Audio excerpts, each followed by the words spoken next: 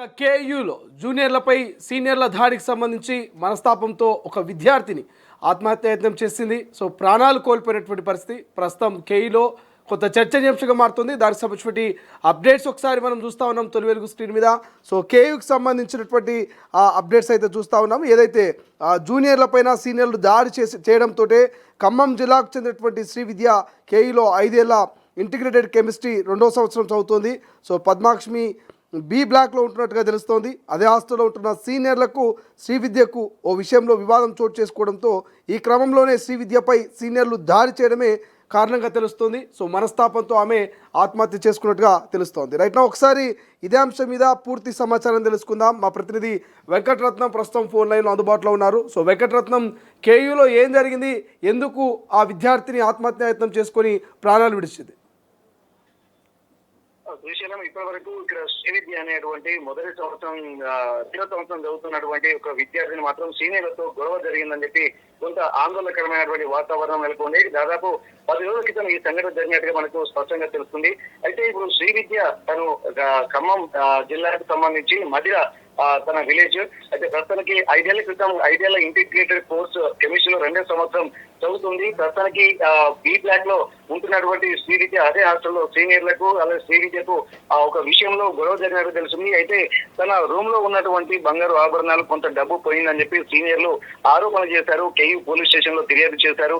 ఈ ఫిర్యాదు చేసిన తర్వాత తనకు ఎట్లాంటి సంబంధం లేదని చెప్పి శ్రీ విద్య చెప్పినప్పటికీ కూడా ఆ పోలీసులు కూడా తనను విచారణ కూడా చేపట్టారు. అయితే ఈ విషయాన్ని కూడా శ్రీ విద్య తల్లిదండ్రులకు ఖమ్మం మధిరలో ఉంటున్న తల్లిదండ్రులకు వెంటనే ఫోన్ చేసి చెప్పడంతో హుటాహుటిన తల్లిదండ్రులు కూడా ఇక్కడ కాకతీయ యూనివర్సిటీకి వచ్చారు. యూనివర్సిటీలో విచారణ అనంతరం కూడా కొంత ఆర్గ్యుమెంట్ కూడా ఇక్కడ సీనియర్లకి ఇక్కడ తనకి జరిగినట్టుగా తెలుస్తుంది.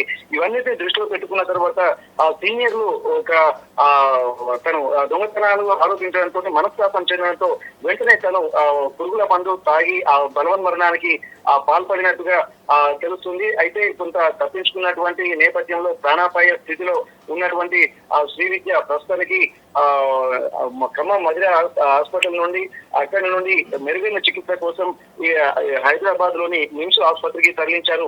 తను ప్రస్తుతానికి నిమ్స్ ఆసుపత్రిలో చికిత్స పొందుతూ తను ఈ రోజు నిన్న విగతజీవిగా మారినటువంటి పరిస్థితి. ప్రస్తుతానికి 19 సంవత్సరాలు ఉన్నటువంటి శ్రీ విద్య కాకతీయ యూనివర్సిటీలో ఇంటిగ్రేటెడ్ 2వ సంవత్సరం చదువుతున్నారు నేపథ్యంలో ఇక్కడ ప్రస్తుతానికి శ్రీ విద్యతో పాటు ఉన్నటువంటి వాళ్ళు రూమ్మేట్స్ కూడా సీనియర్లుగానే తెలుస్తుంది. ఆమెతో పాటు మరో 6 విద్యార్థులు కూడా ఉంటున్నారు. వీరందరూ శ్రీ విద్యకు సీనియర్లు. అంటే సహచర విద్యార్థులు కూడా ఆరోపణలు కూడా చేశారు. ఏంటంటే ల్యాప్టాప్ అలాగే బంగారం కూడా తను చోరీకి పాల్పడిందని చెప్పి ఈ నెల 2వ తేదీన వరంగల్ లోని కాకతీయ యూనివర్సిటీ పోలీస్ స్టేషన్ లో ఫిర్యాదు చేశారు. ఆ వసూలకు సంబంధించినటువంటి డబ్బు చెల్లిస్తావా లేదా అన్నటువంటి విషయం మీద గొడవ జరిగింది. అయితే వెంటనే కాకతీయ యూనివర్సిటీకి సంబంధించినటువంటి పోలీసులు కూడా శ్రీ విద్య తల్లిదండ్రులకు సమాచారం అందించారు. అక్కడికి ఆ తల్లి వెళ్లడంతో పోలీసులతో విచారించిన తర్వాత శ్రీ విద్య తల్లి అంజమ్మ కూడా ఏపీలోని తన అంటే తన ఊరు అయినటువంటి ఎన్టీఆర్ జిల్లా గంపలపాడు మండలం అలాగే దుందులపాడు గ్రామంలో తమ అమ్మమ్మ ఇంటికి తీసుకెళ్లింది. ఎందుకంటే ఇక్కడ ఉంటే ఏమైనా జరగవచ్చు అన్నటువంటి ఒక ఆలోచనతోటి తీసుకెళ్లింది.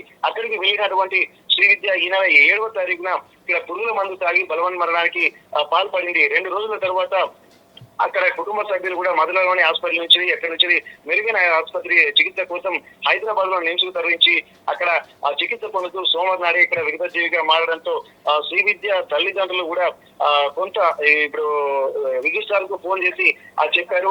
ఆ సీనియర్లు దాడి చేయడం వల్లనే అవమాన భారం తట్టుకోలేకనే తను బలవన్మరణానికి పాల్పడినట్టుగా రిజిస్ట్రార్ కు చెప్పడంతో వెంటనే స్పందించినటువంటి రిజిస్ట్రార్ పోలీసుల విచారణ జరుపుతామని చెప్పి అలాగే శ్రీ విద్యను కొట్టినట్టు కనుక నిర్ధారణ అయితే మాత్రం ఖచ్చితంగా సీనియర్లు ఎవరైతే ఉన్నారో వారిపై కఠిన చర్యలు తీసుకుంటామని చెప్పి రిజిస్ట్రార్ తెలిపారు.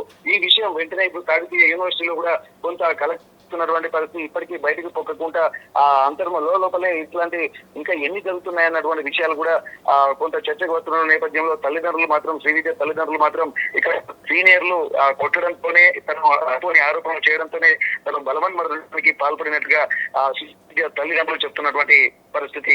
Srisailam. Right, thank you Venkataratnam, thank you for update. ఇది ఓవరాల్గా కాకతీయ యూనివర్సిటీలో విద్యార్థిని అయితే సో బలవన్మరణానికి పాల్పడినట్టు తెలుస్తుంది. సో ప్రధానంగా పురుగుల మందు ఆమె తీసుకున్నట్టుగా తెలుస్తుంది.